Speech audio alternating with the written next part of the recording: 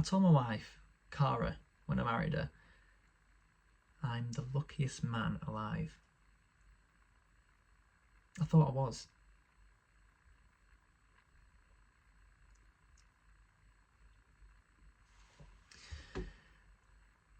I hold her hand as a solitary tear drips down her cheek.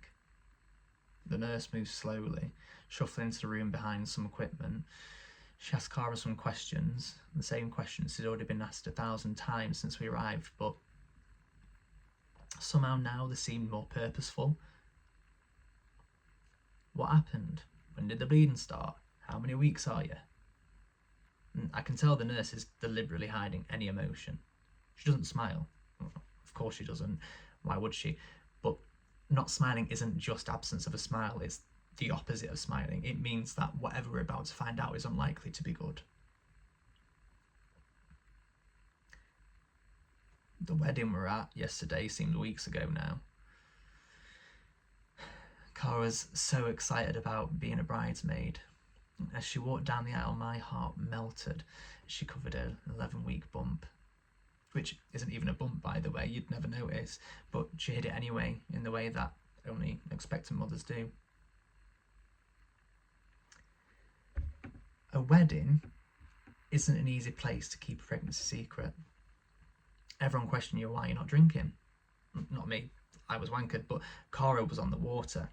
She started by telling everyone she wasn't feeling well, but then they kept asking if she was okay, which made it worse.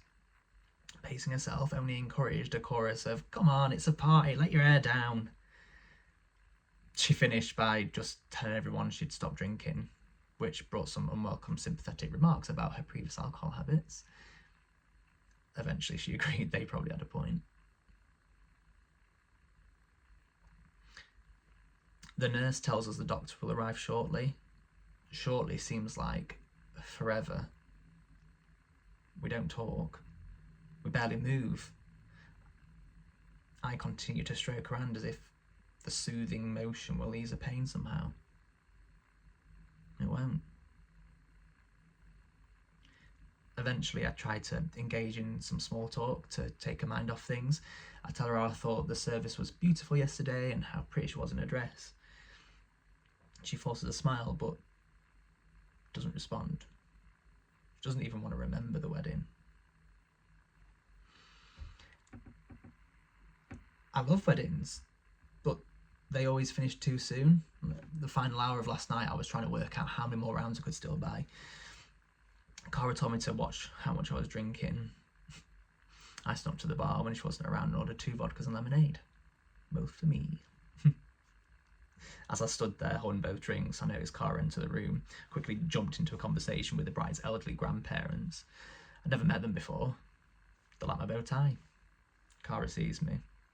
I tell Gran and Grandpa Cameron my anecdote about sea otters. They seemed amused. And Cara wasn't. She waited until I'd finished before pulling me away. I'd prepare myself for a telling off, but no. She wasn't angry. She was scared. It took me longer than it should have to realise what was going on. I quickly sobered up. The doctor's presence is felt before we even see her. Just the smallest of noises at the door throws our attention to her. She's soft-spoken, whispering almost. She tells my wife that she's going to do a physical examination first before she does any scan. I don't know why. Surely just do a scan, just get it over with. The physical exam is like a smear, apparently. I've never seen a smear, but it doesn't look comfortable. The doctor withdraws her hand and removes a glove. She tries to hide it, but I can see blood, bright red blood. I saw her try to hide it.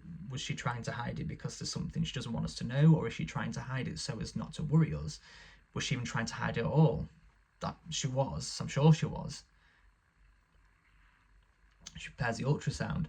Now, I try not to look at Cara, not because I don't want to support her, but because I don't want to see my face that I know the worst is coming. The doctor applies gel to Cara's stomach. She picks up the ultrasound one thing and glides it back and forth around her bump. She tells us she won't say anything while she assesses what she sees.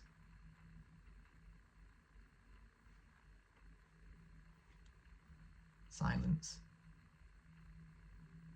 Cara looks at me, her eyes glaze with water. I want to cry. I want to leave, to take my wife and go home.